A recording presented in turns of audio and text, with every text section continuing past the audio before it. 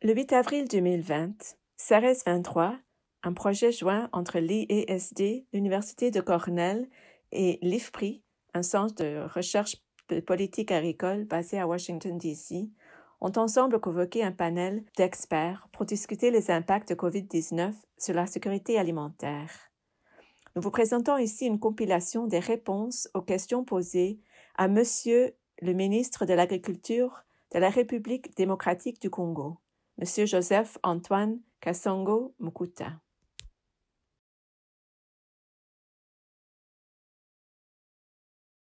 C'est vrai que nous importons pour environ 1,5 milliard pour la nourriture. Mais nous avons la production aussi qui traîne dans les milieux ruraux par manque des infrastructures routières.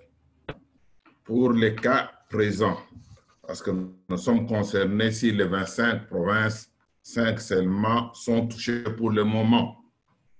Alors, ce qui fait que c'est la ville de Kinshasa qui est la plus touchée. Et nous avons pris des précautions pour approvisionner la ville de Kinshasa à partir d'abord des commerçants habituels avec nos hommes d'affaires. Les stocks sont là. Du moins, c'est assuré pour au moins 3 mois. Mais nous récupérons toutes les productions des paysans qui se trouvent dans les 2 provinces, les Kwilu et le Congo central. Donc, à ce moment-ci, nous avons déjà envoyé des engins. Donc, nous avons fait appel à l'armée parce que certaines pistes ne permettent pas qu'on atteigne facilement là où il y a les paysans. Mais avec des véhicules militaires, nous sommes en train de ramasser à peu près 900 tonnes de nourriture qui traînent dans ces 2 provinces et qui vont être acheminées à Kinshasa, non pas pour la distribution, mais pour une vente normale et régulière dans les marchés. Voilà un peu où nous en sommes pour le moment. Nous sommes un pays qui a connu beaucoup de problèmes,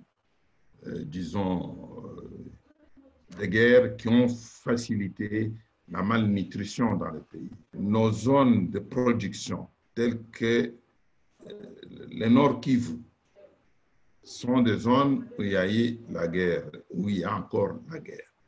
Le Kasaï a connu avec l'histoire de Kamwena Sapou, on a été sérieusement secoué.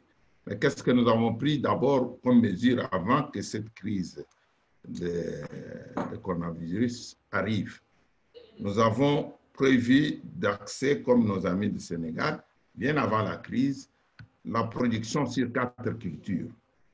Les maïs, les maniocs, les riz et les haricots, qui sont des nourritures que tous les Congolais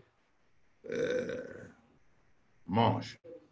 Alors, nous avons lancé un programme volontariste dans 5 sites pour le moment et nous voulons couvrir tout le pays. Ce programme commence déjà à produire. Par exemple, dans le Congo central, quand je vous parle ici, on est en train de récolter sur 2000 hectares du riz. Nous voulons arriver à diminuer, c'était déjà notre souci, les importations. Mais comme je l'ai souligné au début, nous avons un problème d'infrastructure. À la question de mon compatriote qui demande si les stocks, il y en a.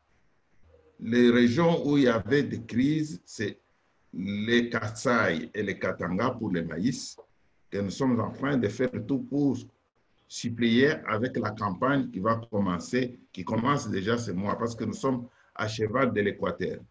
Notre agriculture n'est pas irriguée, nous suivons les saisons de pluie.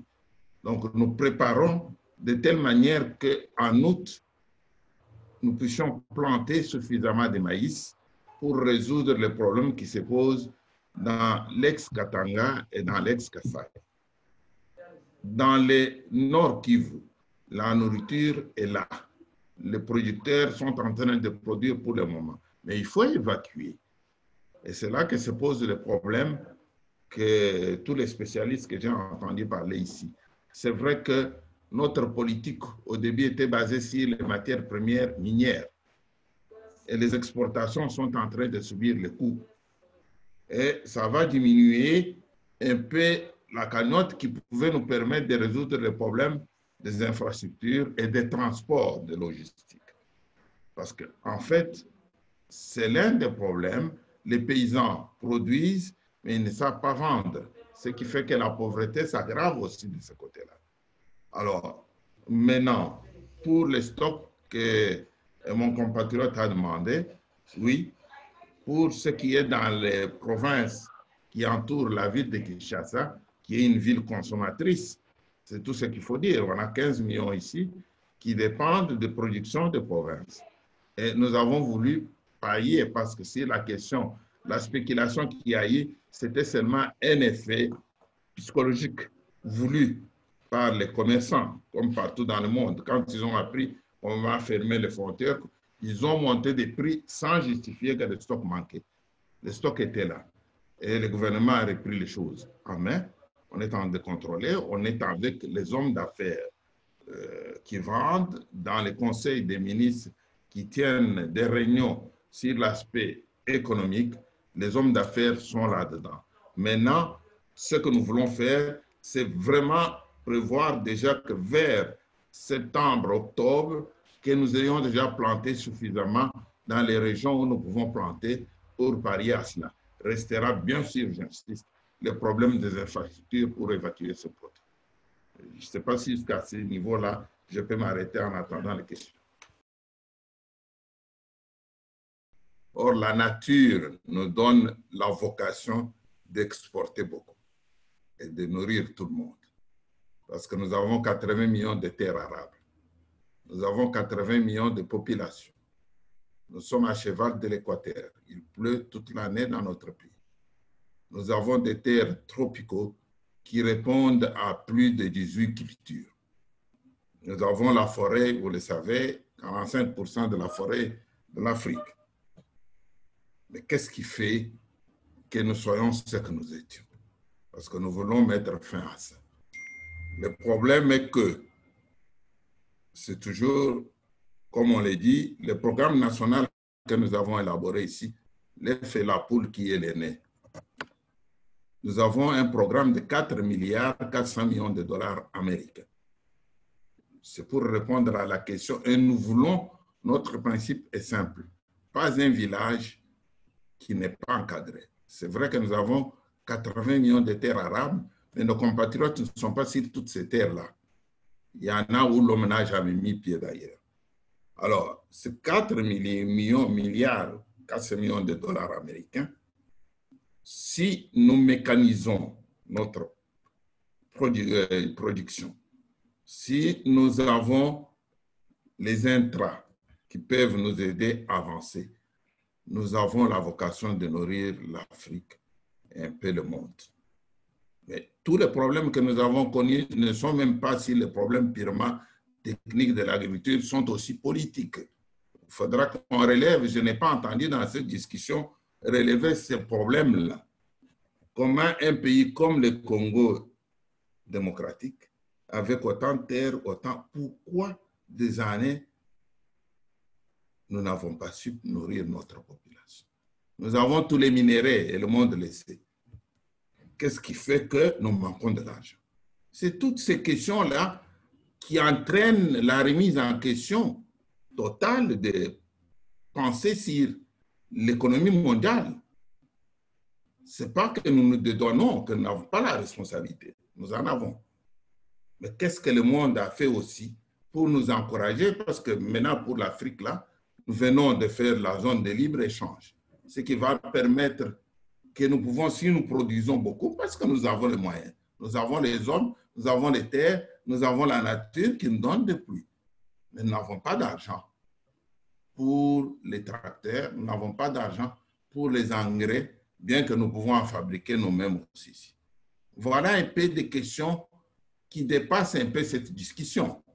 Mais si nous rentrons parce qu'il y a la crise de coronavirus, nous sommes en train de nous préparer de telle manière que nos petits planteurs, du moins dans les régions où nous serons, parce que nous créons en même temps les zones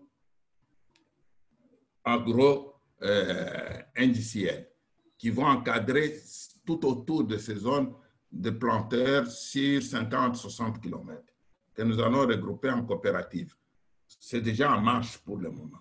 Mais peut-être que cette crise due à ce que notre gouvernement n'aura plus suffisamment de devises pour importer les éléments tels que les engins va un peu impacter là-dessus. Mais nous avons une vocation naturelle. Nous avons les hommes qui sont disposés à produire. Mais il faut que la communauté internationale pense aussi à nous aider à avoir des fonds ou des engins pour, au lieu d'aller plénicher partout. Les riz, nous pouvons tout produire ici. Les blés, nous pouvons produire. Les maïs, nous avons des savanes suffisantes. Pour le moment, nous venons de signer, notre président a signé une ordonnance. Nous avons créé un fonds qui va durer pendant la période de crise, qui prendra l'aspect médical et l'aspect social pour les plus démunis d'entre nous. Et un compatriote a demandé que nous favorisons les parcs agro-industriels. Non, nous ne vendons pas les terres chez nous. J'ai bien insisté au départ que les parcs sont dirigés par nous, dans le sens que les publics et les privés se retrouvent au niveau d'encadrement, de transformation et de la commercialisation. Nous encadrons nos compatriotes sur leurs propres terres. Donc, nous allons là où ils sont, nous les regroupons, nous apportons des techniques modernes. Là où c'est possible de faire la mécanisation, nous allons le faire. Voilà un peu, en grosso modo, l'étude est là, elle est déjà faite, elle est faite avant la crise et elle est déjà en marche. La crise nous trouve là-dedans. Ce qui va nous perturber un peu plus, j'ai bien insisté, c'est les moyens. Mais si le plan Marshall qu'on parle a la vocation du monde entier, eh bien, le Congo démocratique est de ceux qui ont participé beaucoup à cette humanité, à toute cette technologie. J'espère qu'on va penser aussi à nous cette fois-ci. Merci.